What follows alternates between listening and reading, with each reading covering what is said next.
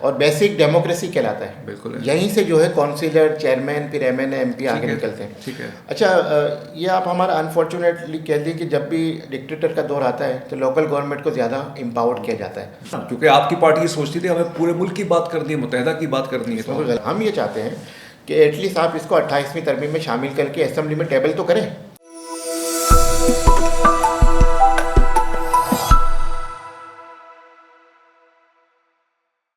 अस्सलाम वालेकुम नाज़रीन, मैं हूं तज़मीन जावेद और वी न्यूज़ के प्लेटफॉर्म से हम मुख्तलिफ पॉडकास्ट आपके सामने लेके आ रहे हैं। नाज़रीन, मुत्तहदा कौमी मूवमेंट पाकिस्तान हर हफ्ता या इतवार एक प्रेस कॉन्फ्रेंस करते हैं। मीडिया वालों को वो बुलाते हैं, आइए भाई हमारी प्रेस कॉन्फ्रेंस है।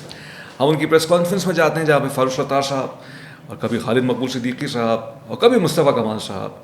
अब ये भी एक बहस है, तासुर लोगों का है, कौन है असल लीडर। क्योंकि मुस्तफ़ा कमाल साहब ओपनली डिस्कस कर चुके हैं मीडिया पे कि इख्तलाफात तो हैं, जैसे तासुर तो लिया गया है खालिद मकबूल सिद्दीकी साहब का और मुस्तफ़ा कमाल साहब के वजह से, जिसमें हमारे जो बरादरान हैं मुत्तहदा कौमी मूवमेंट पाकिस्तान के मुख्तलिफ राय रखते हैं। बहरहाल फारूक सत्तार साहब ने कहा है, मुतालबा किया है वज़ीर-ए-आज़म शहबाज शरीफ साहब से कि वो पीपल्स पार्टी को समझाएं कि जो उन्होंने मुआहदा किया है मुत्तहदा कौमी मूवमेंट पाकिस्तान से 2022 में, जिसकी इम्प्लीमेंटेशन अभी तक नहीं हुई है बकौल फारूक सत्तार साहब के, उसको उसकी पासदारी करवाई जाए, वरना एहतजाज होगा। सही सूरत हाल क्या है, गलत सूरत हाल क्या है, अफसाना क्या है, हकीकत क्या है, इसके लिए हमने दावत दी है। हमारे बहुत ही मुअज़्ज़ज़ मेहमान हैं और साबिक़ एमएनए रह चुके हैं और साबिक़ बल्दियाती निज़ाम के अंदर यूसी नाज़िम भी रह चुके हैं। ये बहुत से कम लोग ये बात जानते हैं, लेकिन बहुत उनका एक फ़ाल किरदार रहा है और एक गुफ्तगू करते हैं, अपनी पार्टी को डिफेंड करते हैं और बहुत ही एम्फैटिकली डिफेंड करते हैं। इख्तलाफ किया जा सकता है, इत्तेफाक किया जा सकता है। पेशे से वो वकील हैं और बहुत टेलीविज़न प्रोग्राम्स पे आते हैं। हमारे साथ मौजूद हैं साबिक़ एमएनए मुत्तहदा कौमी मूवमेंट पाकिस्तान सलमान मुजाहिद बलूच साहब। अस्सलाम वालेकुम सर, कैसे हैं आप? खैरियत से हैं? आप कैसे हैं? अल्लाह का शुक्र, बहुत शुक्रिया, आपने हमें वक्त दिया। सलमान साहब, सबसे पहला सवाल का, एक टेलीविज़न चैनल पे बैठे हुए थे, बहुत रोज़ बाद आप टेलीविज़न पे नज़र आए। ये आप जो डिफेंड कर रहे हैं इस वक्त फारूक सत्तार साहब की प्रेस कॉन्फ्रेंस को, मुत्तहदा कौमी मूवमेंट पाकिस्तान के जो मुतालबात हैं वज़ीर-ए-आज़म शहबाज शरीफ साहब से, आप समझते हैं मुतालबात जो हैं हक बजानिब हैं या आपकी पार्टी सियासत कर रही है? बहुत शुक्रिया आपका। आऊज़ु बिल्लाहि मिनश शैतानिर रजीम, बिस्मिल्लाहिर रहमानिर रहीम। देखें जी, सियासी पार्टी का काम है सियासत तो करना है और सियासत करनी है अपने कॉन्स्टिट्यूएंट्स के लिए, अपने वोटर्स के लिए।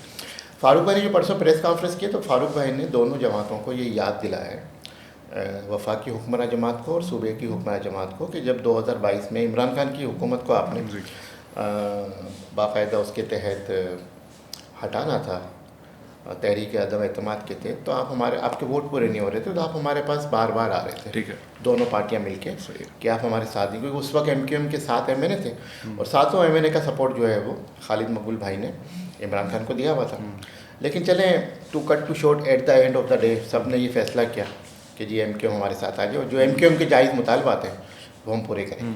तो उसमें फिर हमने पार्टी में मशवरत करके खालिद मकबूल साहब ने और उस वक्त की लीडरशिप ने ये तय किया कि हम एक माहिदा करते हैं पीपल्स पार्टी। ठीक है, और माहिदे का जो असेस था उसमें 22 नकात तो थे या 23 नकात थे, लेकिन असेस ये था कि जो आर्टिकल 140 है, जो 18वीं तरमीम में जो है एमक्यूएम के कहने पे डाला गया था उसमें, और जिसमें सुप्रीम कोर्ट का फैसला भी मौजूद है जस्टिस गुलजार साहब का कि इसको इम्प्लीमेंट करें in true spirit. Article 140A ये कहता है कि जनाब जितने भी आपके इंतजामी पावर हैं, एडमिनिस्ट्रेटिव, एग्जीक्यूटिव, फाइनेंशियल पावर, आप लोकल गवर्नमेंट को दें। और एमक्यूएम ये बात सिर्फ कराची हैदराबाद के लिए नहीं कह रही, एमक्यूएम ये बात पूरे पाकिस्तान के लिए कह रही है, क्योंकि जब कॉन्स्टिट्यूशन पाकिस्तान में अमेंडमेंट होगा तो इसका इम्प्लीमेंटेशन पूरे पाकिस्तान पे होगा, सिर्फ सिंध कराची के लिए नहीं होगा। उसमें आपने देखा होगा कि 22 नकाती एक माहिदा हुआ था जिसके ज़ामीन गारंटर नवाज शरीफ साहब, शहबाज शरीफ साहब, मौलाना फजलुर रहमान साहब, अताउल्लाह मेंगल साहब, और उस वक्त के हमारे बाप पार्टी के सदर जो थे वो भी थे, और भी रहनुमा थे। और उसमें जो साइन किए थे वो खालिद मकबूल भाई ने भी किए थे, बिलावल भुट्टो जरदारी ने तो कहा था हम आपके तमाम मुतालबा सूबा सिंध में पूरे करेंगे। लेकिन अब फारूक भाई को ये बात करनी पड़ी और ये माहिदा सामने लाना पड़ा जब बिलावल भुट्टो साहब ने अभी तकरीर की कि जी ये आपको लॉलीपॉप दे रहे हैं और आपको जो है वो ना ये आर्टिकल 140A की अमेंडमेंट देंगे। असेंबली में भी लास्ट पे एक तकरीर की थी बजट स्पीच में, और आप हुकूमत से निकल जाए, आप हमारे साथ आ जाएं, चले हम ये भी करने को तैयार हैं। पीपल्स पार्टी ने कहा, बिलावल भुट्टो ने असेंबली में, जिसका जवाब खालिद मकबूल भाई ने दिया था। तो हम ये कहते हैं कि चलें ठीक है, आप पहले अपना माहिदा जो आपने वादा वईद किया था एमक्यूएम के साथ जिसके गारंटर थे, आप तो फुलफिल नहीं कर रहे। लेकिन फारूक भाई ने वो माहिदा दिखा कि नहीं, लेकिन उसमें सलमान साहब जो बिलावल की तकरीर थी, बिल्कुल मुझे भी रिकॉल हो गई है, एक तरह से माकूल बात नहीं है, क्योंकि देखिए आप वफाकी हुकूमत में बैठे हुए हैं, अगर आपको सिंध के अंदर अपने मुतालबात पूरे करवाने हैं तो सिंध की हुकूमत के साथ ज्वाइन कर लीजिए ना आप, वहाँ क्यों नहीं आते? देखिए तहसीन भाई बात ये है कि हमारे तस्मीन भाई बात ये सॉरी मैं नहीं इट्स ओके, बात ये है कि हमारे तो 2 वफाकी वजीर हैं जी, एक खालिद मकबूल मुस्तफा और उनके बाद वजारतें भी वो है जिनका कंट्रोल सिर्फ इस्लामाबाद तक है, सही है, पूरे मुल्क पे नहीं है, ठीक है, ये भी ज़्यादती है हमारे साथ। और जो पीपल्स पार्टी कहती है कि हम अपोजिशन में हैं, लेकिन वो बैठी हुकूमती बेंचेस पे तमाम आइनी ओहदे उसने लिए हैं, इंजॉय कर रही है। सदर पाकिस्तान भी उसका है, 2 वज़ीर आला भी उसके हैं, गवर्नर भी 2 उसके हैं, इसी तरह स्पीकर आपका जो डिप्टी स्पीकर है वो उनका है, चेयरमैन सेनेट उनका, आइनी ओहदे सारे लिए हुए। और क्या कहते हैं वो मीठा मीठा हाप हाप कड़वा कड़वा थू थू। और पीछे से गिलगित बल्तिस्तान में भी जो इलेक्शन मुहिम चला था, बिलावल भुट्टो की तकरीर है उस पर रिकॉर्ड पे, उन्होंने वहाँ पे क्या धमकियाँ नहीं थी वज़ीर आज़म को, नून लीग की गवर्नमेंट को। तो एनीवेज आते हैं उसके ऊपर दोबारा। लेकिन आज बिलावल साहब ने कहा है तकरीर करते हुए कि नून लीग कभी भी ये ना समझे कि उनकी हुकूमत नहीं है, हमारी हुकूमत, हम सब मिल के हुकूमत कर रहे हैं। बहरहाल आज वो जो उन्होंने हलफ ले लिया है, बात ये है कि जब वो हुकूमत साजी का मरला आता है सब शेर व शकर हो जाते हैं, उससे पहले जानी दुश्मन होते हैं। और उससे पहले तो आपको याद होगा कि वो जो मोदी का यार है कौन है, नवाज शरीफ को कहते थे ना, बिलावल भुट्टो साहब। बहरहाल वो इमेच्योर है, मैं तो उनको कहूँगा नहीं आई, पॉलिटिकल मैच्योरिटी उनमें नहीं आई। और माहिदे की बात है तो फारूक सत्तार भाई ने यही कहा है कि आप आर्टिकल 140A का निफाज करें। अगर पीपल्स पार्टी नहीं कर रही तो हमने गारंटर से ये कहा है, शहबाज शरीफ साहब से खास, आप वज़ीर आज़म में ना हो, पहले भी थे अब भी हैं, और ये आपका फ़र्ज़ बनता है कि आप उस माहिदे पर अमल दरामद कराएं, आएँ कराची बैठें। नहीं, उस 140A की इम्प्लीमेंटेशन के लिए वफाक अपना किरदार कैसे अदा कर, माहिदे की बात कर रहा हूँ, माहिदे की बात, मैं माहिदे की बात कर रहा हूँ, उस माहिदे पे अमल दरामद कराएं। अच्छा, उसका जो असेंस है वो जो हमारा बेसिक मुतालबा है वो आर्टिकल 140A की इम्प्लीमेंटेशन। उस माहिदे के लिए, उस माहिदे की इम्प्लीमेंटेशन के लिए कुछ गुफ्तगू ये चल रही थी, कुछ क़यास आराइयाँ ये चल रही थी कि शायद उसी की खदोखाल की तरह एक 28वीं तरमीम आएगी कि जिसमें इख्तियारात की बात की जाएगी जो है बल्दियाती निज़ाम के हवाले से। अभी तक वो सिर्फ क़यास आराई ही है या आपको नज़र आ रही है आते हुए? देखिए हमारे कहने पे, फिर वज़ीर आज़म के कहने पे, वो जो बिल था अमेंडमेंट का और 28वीं तरमीम जो हम MQM ने पेश किया था 140A के लिए, वो स्टैंडिंग कमेटी में भी चला गया। अच्छा, फिर हमने कहा 27वीं तरमीम में लाएंगे, वो भी नहीं, फिर कहा पीपल्स पार्टी नहीं मान रही, हमारी मजबूरी है, हमने कहा ठीक है। पहले कहा 26 में लाएंगे, वो भी नहीं, फिर कहा 27 में लाएंगे, फिर 27 में भी आखिरी वक्त पे जो मामला तय हो गए, वज़ीर आज़म ने भी कह दिया कि हम लेकर आ रहे हैं, खालिद भाई को, फारूक भाई को कम्युनिकेट कर दिया गया।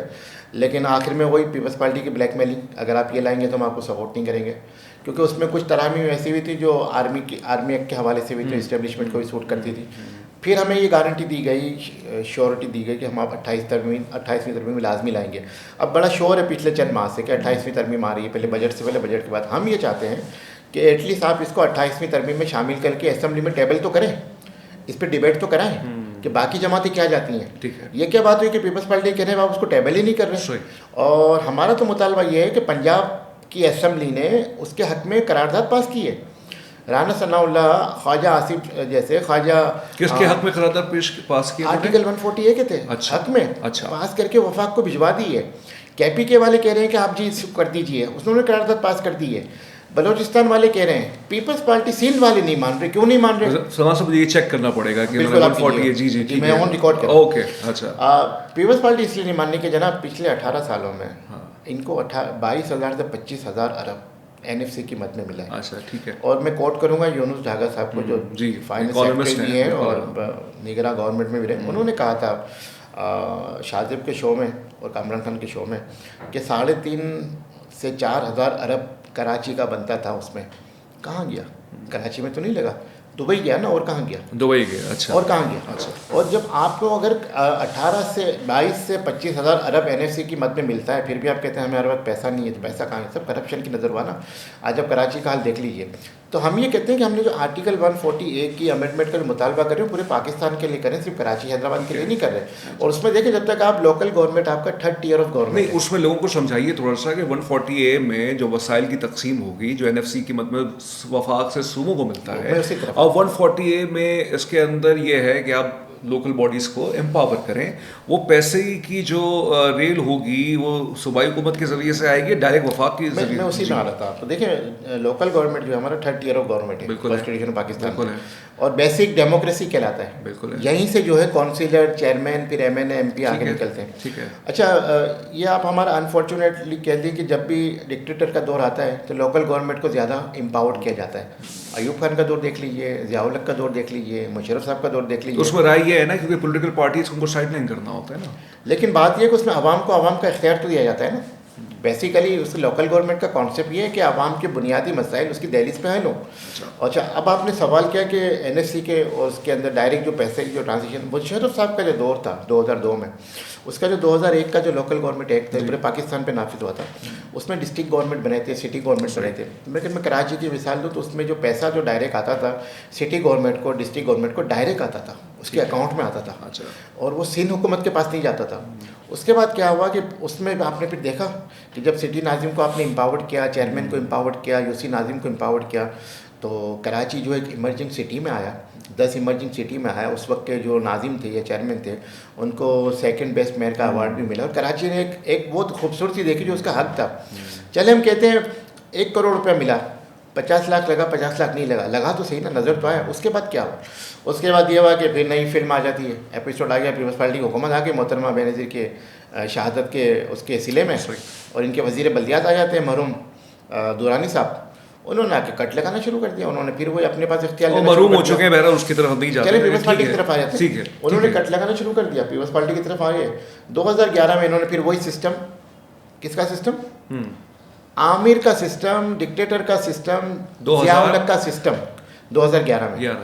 जैसे लोकल गवर्नमेंट ये खत्म हुआ हमारा 2010 का पीरियड, उसमें वे भी यूसी नाजिम। लेकिन उसमें ये अभी हमारे पॉडकास्ट में रजा हारून साहब आए थे, उन्होंने फरमाया था 2009 में खत्म हो गया था, लेकिन रजाई साहब ने कहा चलिए इसको आप कंटिन्यू कीजिए। इनके अपने एंजॉय भी किया, 2010 तक मेयर साहब रहे उनके, तो कहीं ना कहीं मुत्तहिदा भी तो सही कही पीपल्स पार्टी की नहीं सर, 5 साल की हो हमारा टेन्यूर, 4 साल का था ना, 5 साल का टेन्यूर, 5 से 9 तक का था। 5 साल का, चले 5 साल, 5 से 10 था। उसमें तो देखिए MQM ख़त्म नहीं कर रही थी। MQM कह रही थी इसको आप एक्सटेंशन दें 1 साल की, 2 साल की। अच्छा। पूरे सिंध के हवाले से उस पर फिर MQM ने लोकल गवर्नमेंट का कन्वेंशन भी कराया था। लोकल गवर्नमेंट के जो इलेक्शंस होते थे वो 4 साल के लिए थे, जो मुझे याद उस वक्त 5 साल के टेन्यूर। अच्छा, 5 साल, क्योंकि मैं 2005 में हम खत्म हुए थे, हमें तो पता था। अच्छा। तो उस वक्त हम कह रहे थे एक्सटेंशन। फिर हमें उस वक्त के जो रहमान मलिक साहब थे, उन्होंने एक मीटिंग की थी फारूक भाई से और बाबर घोरी भाई से। ठीक है। कहाँ की थी? तारिक रोड की जो जाहिद निहारी है, वो बड़ी मशहूर हुई। निहारी खाई आप लोगों ने? निहारी खाई, और निहारी के ऊपर सारे मामला तय हो गए थे। उसमें फैसला हो गया कि ठीक है आप इसको लोकल गवर्नमेंट को ख़त्म करें। ठीक है। डी नोटिफाई कर दिया। ठीक है। लेकिन जो 3 महीने में इलेक्शन कराना था वो नहीं कराए, खींच गए। इन्होंने फिर ज़ियाउल हक का सिस्टम, जिस ज़ियाउल हक ने इनके लीडर को फांसी पे चढ़ाया था, उसका सिस्टम बहाल कर दिया। मतलब कहाँ वो दुश्मनी, कहाँ आमिर का सिस्टम इनको इतना प्यारा लग रहा है। बहरहाल वो फिर कमिश्नरेट का निज़ाम। लेकिन 13 के इलेक्शंस के बाद आपकी पार्टी कुछ वक्तों के लिए सूबाई हुकूमत का हिस्सेदार तो बनी। वो हम बताते हैं आपको। तो 3 साल तक इलेक्शन नहीं हुआ। फिर ये हुआ कि 2013 में MQM ने हमेशा अपना इलेक्शन अपने बाजू पे लड़ा है। MQM फिर जो है मैंडेट बाजू पे लड़ा है आपने? अल्हम्दुलिल्लाह, सही। अल्हम्दुलिल्लाह। और राय तो कुछ और है, आवाम की ताकत से। कुछ और लोगों की राय कुछ और क्या सारे हैं, बहुत सही है। अच्छा। और उसके बाद ये हुआ कि बिजनेस कम्युनिटी ने हमें ये कहा, क्योंकि MQM 6 माह तक सूबाई हुकूमत का हिस्सा नहीं बनी थी और वफाक में भी नहीं बने थे। नवाज शरीफ को सपोर्ट ज़रूर किया था लेकिन बैठे थे। और ये वही 2013 जिसमें अल्लाह ने मुझे भी MNA बनाया था, और उस सीट से MNA बनाया था KMRD से, जहाँ से कभी MQM जीती नहीं। ठीक है। तो ये अल्लाह का बड़ा करम था। सही है। और उस वक्त की लीडरशिप की बड़ी वो थी, मेहरबानी थी जी। और तो बिजनेस कम्युनिटी ने, मुझे याद है उस वक्त 3-4 बड़े प्रोग्राम कराए थे जिसमें ये जोर दिया गया था कि MQM जो है should be a part of Sindh government. तो मुझे याद है कि उस वक्त के जो प्रोग्राम हुए थे वो पीपल्स पार्टी की इमाम पे हुए थे कि MQM से कहें किसी भी तरह राज़ी हो जाए, हमारे साथ आ जाए। उस वक्त उनका आना बहुत जरूरी, शहरी इलाकों का वहाँ पे वो नहीं था, मैंडेट नहीं था, नुमाइंदगी नहीं थी। अच्छा। MQM उसमें गई, लेकिन फिर वही सिलसिला चला। तो फिर चंद माह के बाद MQM को दोबारा वापस आना पड़ा। और मुझे वो तो नारा क्यों लगता है? नारा जब लगता है जब आपकी महरूमियाँ बढ़ जाती हैं। अच्छा। जब महरूमियाँ बढ़ती हैं तो वो आपके जो है वो चीज़ों को जन्म देती हैं जो आपके मुतालबात, आपके हुकूक। क्या सबसे बुनियादी महरूमी क्या थी आपके नज़दीक? देखिए, सबसे बुनियादी महरूमी अगर मैं कहूँ शहरी इलाकों के हवाले से, यहाँ पे एक कोटा सिस्टम नाफिज था। ठीक है। 60% 40% का, शहरी इलाकों का 40% और सिंध के इलाकों। ये भी मुल्क में एक देखें ना, डिस्क्रिमिनेशन देखें, पूरे मुल्क में कहीं भी नहीं है। लेकिन उसमें सिर्फ सिंध में। आप खुद भी एक तारीख को पढ़ते होंगे, उसमें बहुत सी राय ये है कि जब पाकिस्तान बना और बहुत से हमारे उर्दू स्पीकिंग वहाँ पाकिस्तान में आके बसे, तो ब्यूरोक्रेसी के अंदर उनकी जॉब्स रही हैं। फिर ये नैरेटिव भुट्टो साहब को ये एहसास हुआ कि अगर ऐसा ही रहा तो फिर कहीं ना कहीं तो जो यहाँ के आप कह दीजिए इंडिजिनस पहले के जो लोग थे, नेटिव लोग, उनको नौकरियों में उसका हिस्सा नहीं मिलता, तो उस हवाले से उस वक्त के हालात के हिसाब से एक पॉलिसी बनाई गई। ठीक है, वो पॉलिसीज तब्दील भी हो जाती है 10 साल बाद, 20 साल बाद, लेकिन वो अब नहीं हुई। लेकिन मेरे ही पॉडकास्ट पे रज़ा हारून साहब ये फरमा के गए हैं कि सबसे ज़्यादा मुखालफत पस पर्दा जो है वो खुद एमक्यूएम ही करती है कि कोटा सिस्टम को ख़त्म नहीं होना चाहिए। उनका ये इल्ज़ाम उन्होंने आपकी जमात पे लगाया। उनके बकौल इस वजह से, उनकी बातों से मैंने तासुर लिया, उन्होंने ये जुमला ये कहा तो नहीं है, लेकिन तासुर में मैंने जो लिया कि इसके ज़रिए से आपकी सियासत ज़िंदा है। देखें, फिर आपका वो सवाल रह जाएगा महरूमी कौन सी रहेगी। वो मैं आऊँगा इसका जवाब आप दीजिए रज़ा हारून साहब का, कि वो फरमाते हैं कि पस पर्दा जो है मुखालफत मुत्तहिदा कौमी। रज़ा हारून भाई देखे ना, हमारे पार्ट रहे ना। अच्छा। और पार्ट भी वो रहे वो जो कंट्रोल करते हैं चीज़ों को। अच्छा। तो मुझसे बेहतर वो जानते हैं कि एमक्यूएम की क्या पॉलिसी थी, क्या पॉलिसी नहीं थी। सही। क्योंकि वो उन लोगों में शामिल थे जो पॉलिसी बनाते थे। अच्छा। और जहाँ तक कोटा सिस्टम की बात है, 20 साल के लिए लागू हुआ था। 20 साल, ठीक है ना, आपकी बात ये ठीक है। लेकिन अगर 47 में चले जाएँ तो जो आपके ब्यूरोक्रेट्स आए थे वो इंडियन सिविल सर्विस के लोग थे ना, जिन्होंने माइग्रेट करने का फैसला किया और कायदे आज़म के लब्बे के यहाँ पर आ गए, उन्होंने यहाँ पे ज्वाइन किया। ठीक है। और उस वक्त आपको पता है, अगर आप हिस्ट्री पढ़ें 47 में ये सिंध सेक्रेटरीट के बाहर जो है वो टाट के जो है वो झोंपड़ियाँ लगी हुई थी और वो तख्ते के ऊपर वो खजूर के पत्तों के ऊपर लिखा करते थे। ये उस वक्त की बातें हैं। तो उसके बाद वो रिकॉर्ड बना, सेक्रेटरी बना। गलत बात, ठीक है। नहीं, मैं आपको बता रहा हूँ पाकिस्तान ने शुरू कैसे किया। हाँ ठीक है। और किन लोगों ने आके यहाँ पे इंतजाम को संभाला। सही है। अगर उन लोगों को, अगर आज उन लोगों की कुर्बानियों अगर आज हम याद ना करें। और एक वक्त वो था जब 22 ब्यूरोक्रेट होते थे, 22 फेडरल सेक्रेटरी होते थे। ठीक है। जिसमें से 21 उर्दू स्पीकिंग थे। ओके। और एक कोई और था, क्योंकि उनकी काबिलियत थी। और अगर मैं ये कहूँ कि पहला चेक भी एक महाजिर ने जो है वो कायदे आज़म को दिया था, ब्लैंक चेक, आदम जी साहब ने, कि जी ये आप पाकिस्तान के ख़जाने में डालिए और इसको चलाइए स्टेट बैंक में। तो मैं ये गलत तो नहीं, लेकिन समाज से तो है ना। आप भी इस चीज़ के कायल हैं। आप भी बरदराना जो है इस मुल्क के अंदर मुख्तलिफ इकाइयाँ रहती हैं। हमारे सिंधी भाइयों ने भी तो बहुत कुर्बानियाँ दी हैं ना इस मुल्क के लिए, इस शहर के लिए। माशाल्लाह दी है ना ये माशाल्लाह, कुर्बानियाँ ली हैं, दी तो नहीं है। अच्छा। हाँ माशाल्लाह। अब वो आ जाते हैं उसकी तरफ। अच्छा। भुट्टो साहब की तरफ। कोटा सिस्टम क्यों लगाया? हाँ। उन्होंने इसलिए लगाया जनाब, जो आपकी जो एक मंतक है ना, मैं उससे डिसएग्री करता हूँ। तो बहरहाल वो तो उनकी उसमें लिखा हुआ है समाना हयात में। इसी तरह तमाम एडमिशन कराची यूनिवर्सिटी में, उसके बाद सवाल साहब आप अभी तक माजी में रह रहे हैं। आपकी पार्टी माजी में क्यों रह रही है? क्योंकि आपकी पार्टी ये सोचती थी हमें पूरे मुल्क की बात करनी है, मुत्तहिदा की बात करनी है। तो कोई गलत बात तो नहीं? नहीं, गलत बात नहीं है, लेकिन फिर बात इसमें इंपॉर्टेंट ये है कि फिर हम अपने माजी को क्यों हम देखें, हमें आगे की तरफ जाना चाहिए। मैं तो माजी से सीखूंगा ना। हाँ। मेरा काम है माजी से सीखना, मेरा काम है माजी से आगे सीख के आगे बढ़ना। आपकी ये मुतालबा जो गवर्नेंस के इशूज़ की हद तक है, बात ठीक है, समझ में भी आती है। आपका जो मौक़िफ़ है, जो आपकी पार्टी गालिबन बयान करती है अपोजिशन के होते के नाते, या जो भी आपकी एक एग्रीमेंट पीपल्स पार्टी से अंडरस्टैंडिंग होती है, लेकिन हर चीज़ को अगर हम एक तासुर उभरता है कि अगर हम एक लिसानी रंग देने की कोशिश करें तो वो जो गवर्नेंस के इशूज़ हैं वो साइडलाइन हो जाते हैं, फिर इस तरह की बहसों पर आ जाती हैं सोशल मीडिया पर। लिसानियत की सियासत शुरू किसने की? भुट्टो साहब ने, पीपल्स पार्टी ने। मैं ये नहीं कहता कि सारे सिंधी हमारे दुश्मन हैं, सिंधी हमारे भाई हैं, लेकिन मैं कहता हूँ कि उससे पहले लड़ाई क्यों नहीं होती थी सिंधी महाजर की? कोटा सिस्टम किसने लगाया? भुट्टो साहब ने 72 में। मुमताज़ अली भुट्टो साहब उसको वज़ीर आला। कोटा सिस्टम को ख़त्म कौन करेगा? ठीक है, ये बताइए आप। एक थोड़ा उसको जी सीक्वेंस में लेते हैं इसको। उसके बाद 77 का इलेक्शन हुआ, भुट्टो साहब पे रिगिंग के इल्ज़ाम लगे, उड़ गए आप। 79 में माशाल्लाह लग गया। जब आपका 1 यूनिट ख़त्म हो रहा था, याया खान ने, उस वक्त के हमारे जो बुज़ुर्ग थे यहाँ पे कराची के, जो उर्दू स्पीकिंग के लीडरान थे, उनसे कहा कि आपको सिंध में रहना है या कराची को अलग सूबा बनाना है। उन्होंने कहा कि हमें सिंध में शामिल कर दें, तो कराची सिंध में शामिल कर दिया गया। वरना कराची तो कराची का कैपिटल था, कभी सिंध का हिस्सा नहीं रहा ना। उसके बाद इस कोटा सिस्टम को आगे किसने बढ़ाया? ज़ियाउल हक के दौर में आके बढ़ा, उस वक्त एमक्यूएम नहीं थी। उसके बाद फिर ये 89 में नवाज शरीफ के दौर में आगे बढ़ा, उस वक्त एमक्यूएम थी लेकिन एमक्यूएम की नहीं सुनी गई। फिर बेनज़ीर की जब हुकूमत बन रही थी 88 में, बेनज़ीर को 9-0 आना पड़ा एमक्यूएम के वोट 13 MNS के लिए।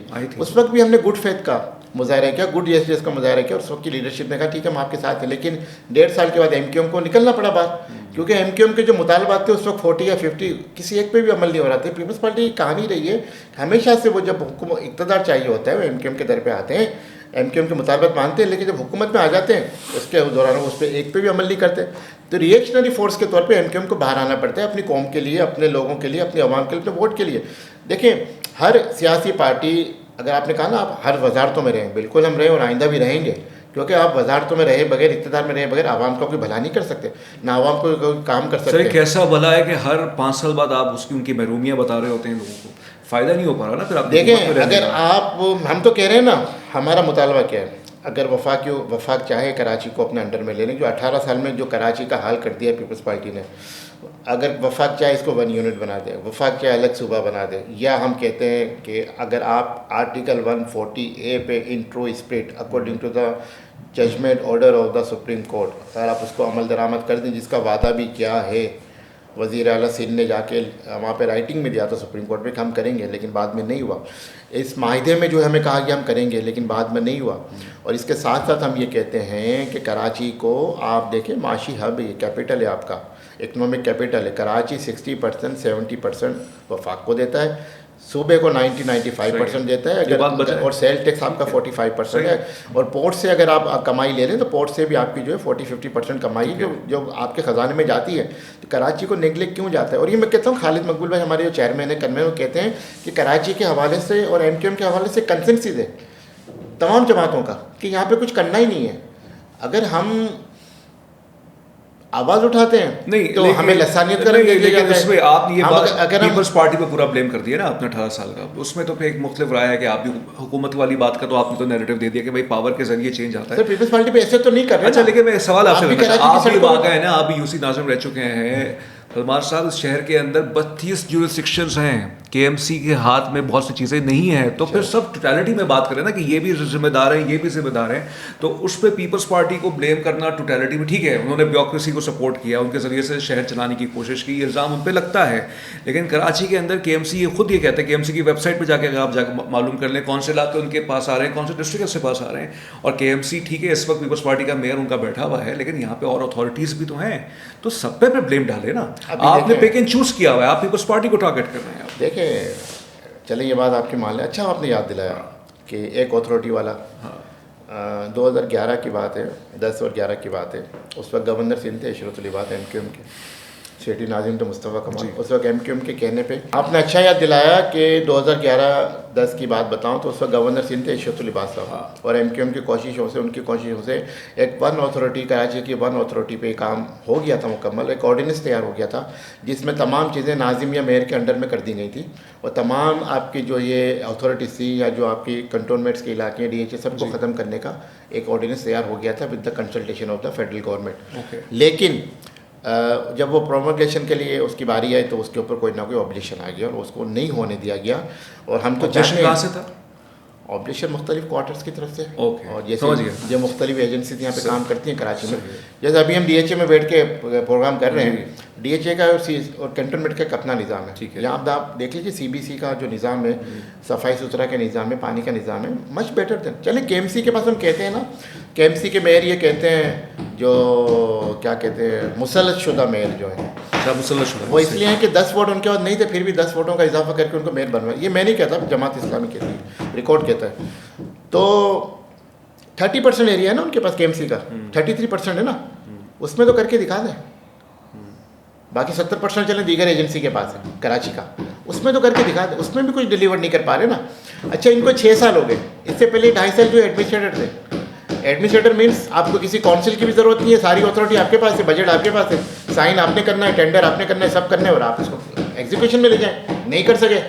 अब तीसरा साल है, चौथा साल है, आपको मेयर बने हुए, अब आज भी आप रोते हैं। और मज़े की बात, हम तो कहते हैं आर्टिकल 140A का अगर निफाज होगा तो आपके मेयर को ही फ़ायदा होगा।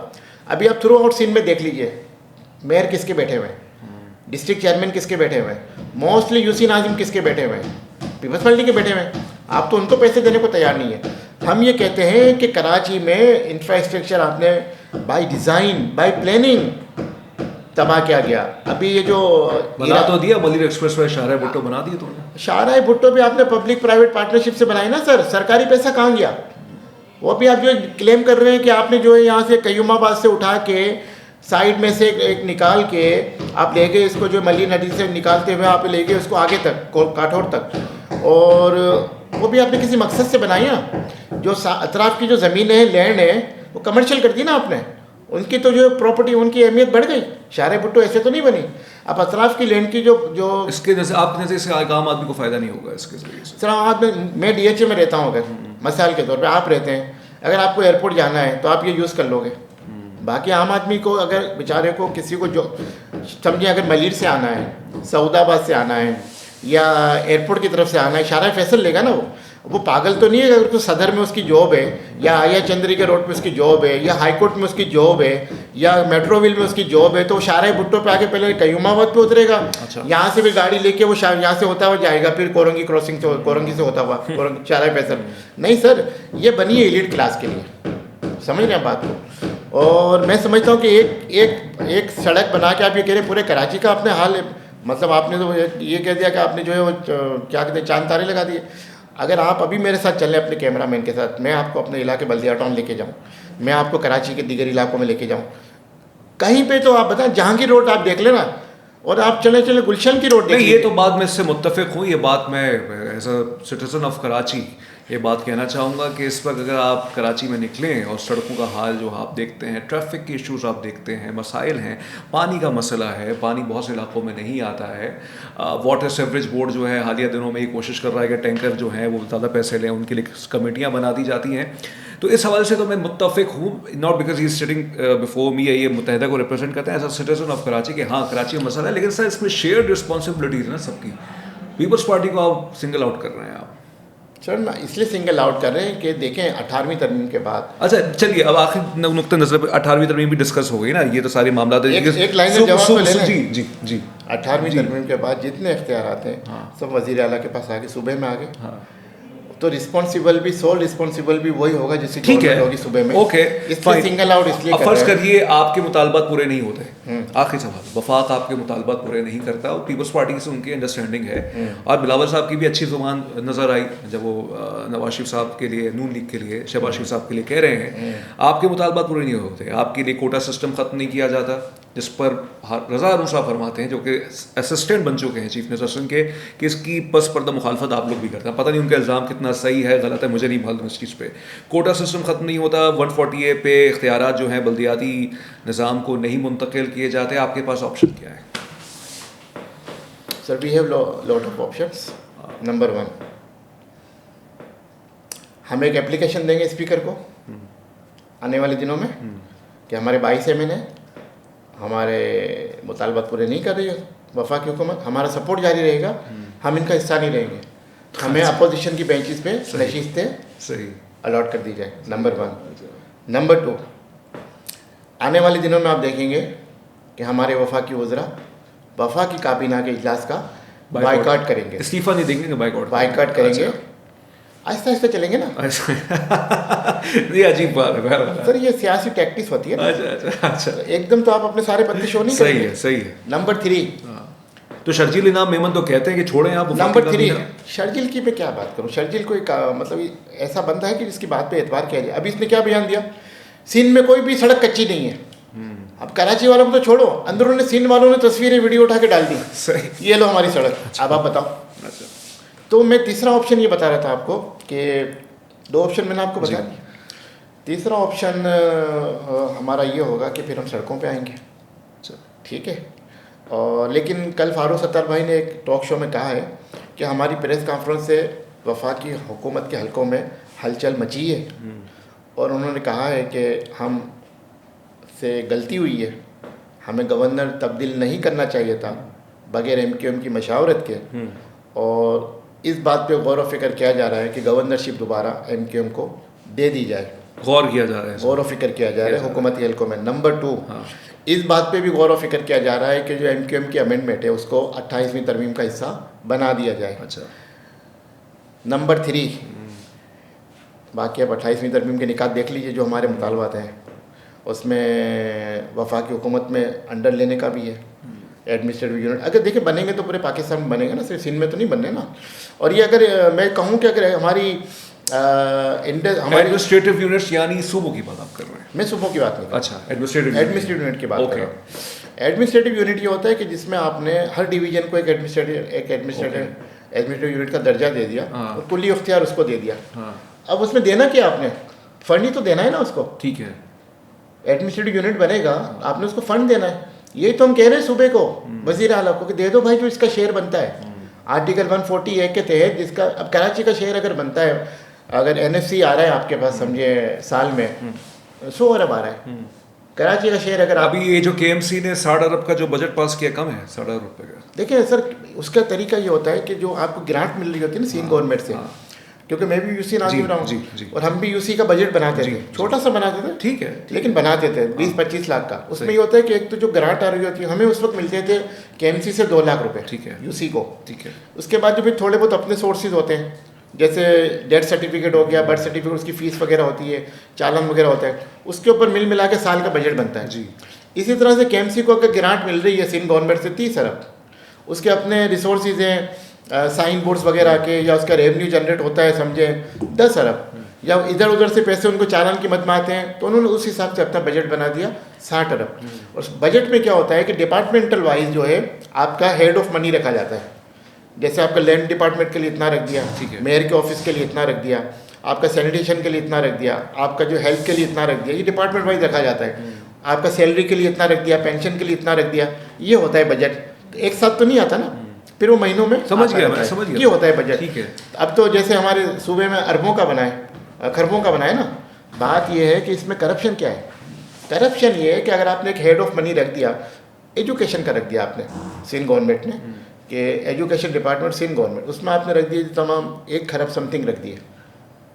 उसमें आपने करना क्या है, स्कूलों को ग्रांट देनी है, ठीक है, कॉलेजेस को ग्रांट देनी है, अंदरूनी सिंध जो स्कूल बंद पड़े हुए हैं वहाँ पे आपने फर्नीचर देना है, जो घोस्ट टीचर्स हैं आपने उनकी तनख्वाहें देनी है, आपने उनका TA देना है, आपने उनका पेंशन देना है। अब अंदाज़ा करें आप करप्शन का कि ये जहाँ पे स्कूल ही नहीं है या इमारत ही नहीं है, वहाँ पे तनख्वाहें भी जा रही हैं, वहाँ फर्नीचर भी जा रहा है, और ऐसे कई घोस्ट स्कूल हैं पूरे सिंध में। ये कराची में भी है, एक इदारे की कराची में भी है। हाँ, तो होता क्या है उसमें से उन्होंने वो स्कीमें बनाई, स्कीमें निकाली, बाहरों बार जो है वो उन्होंने जो है उसका कमीशन दिया, चेक बना, पैसा मेरे इंटरेस्टिंग। आखिर में इंटरेस्टिंग है। बहरहाल इस पे पीपल्स पार्टी का मौक़िफ़ हम जानने के, सलमान साहब के जो इल्ज़ामात हैं, क्या उनका मौक़िफ़ है, हक़ाइक़ है सर ये बताइएगा कि हमारे ये जो आपने तो पीपल्स पार्टी पे तो सारी गोलियां चला दी, आखिर सवाल ये जो पार्टी के अंदर आपने सर गोलियां नहीं चलाएं, मुझे क्यों क्रिमिनल जाहिर कर रहे हैं? मेरा कहने का मतलब तोपों का रुख उनकी तरफ आपने कर दिया है, मेरी तोपों का रुख वफाक की तरफ ही है। अच्छा बहरहाल, तो अब मुझे ये बताइएगा आखिर में कि आपके अंदर जो इख्तलाफात हैं, जिसका बरमला एहसान मुस्तफ़ा कमाल साहब कर चुके हैं TV शो पे, वो इख्तलाफात ख़त्म हो गए खालिद मकबूल सिद्दीकी साहब मुस्तफ़ा कमाल साहब के, या हैं? लेकिन सर बात यह है कि छोटी मोटी मौसीकी तो हर जगह होती है, मौसीकी ठीक है, सही। और जहाँ पे बड़ी फैमिली होती है तो वहाँ लड़ाइयाँ भी होती हैं। अच्छा। अब अगर 80 गज़ के मकान में 4 भाई रहेंगे, उनकी बेगमात भी होंगी, उनके बच्चे भी होंगे, बहन भाई भी होंगे, तो लाजमी बात है सोने का मसला भी होता है। तो खालिद मकबूल साहब अक्टूबर में तो जा रहे हैं ना सर? कहाँ जा रहे हैं? कन्वीनर से तो हट जाएंगे ना, जो उन्होंने लिया हुआ एक्सटेंशन जो लिया हुआ जो मुस्तफ़ा कमाल साहब नहीं लिया हुआ, वो तो एक्सटेंशन मिस कन्फ्यूजन है। अच्छा, कन्फ्यूजन मैं कह चुका हूँ, मिस कन्फ्यूजन ऐसे। देखिए Khalid Maqbool sahab according to constitution of NQM ठीक है, कन्वीनर है, सही है, जो 2022 में ठीक है इंट्रा पार्टी इलेक्शन के जरिए 16 अक्टूबर को आता है। उसमें हमारा तरीका है कि इलेक्शन होता है राब्ता कमेटी के अराकीन का, फिर राब्ता कमेटी के अराकीन कन्वीनर डिप्टी कन्वीनर को चूज़ करते हैं। अच्छा, फिर अभी इलेक्शन से पहले या इलेक्शन के दौरान ही हमारी राब्ता कमेटी को डिसॉल्व कर दिया और एक मरकज़ी कमेटी बन गई, और उस मरकज़ी कमेटी को नाम दे दिया आपस में चेयरमैनशिप का। अब खालिद मकबूल साहब चेयरमैन है, आइनी तौर पे खालिद मकबूल साहब आइनी और कानूनी तौर पे कन्वीनर है।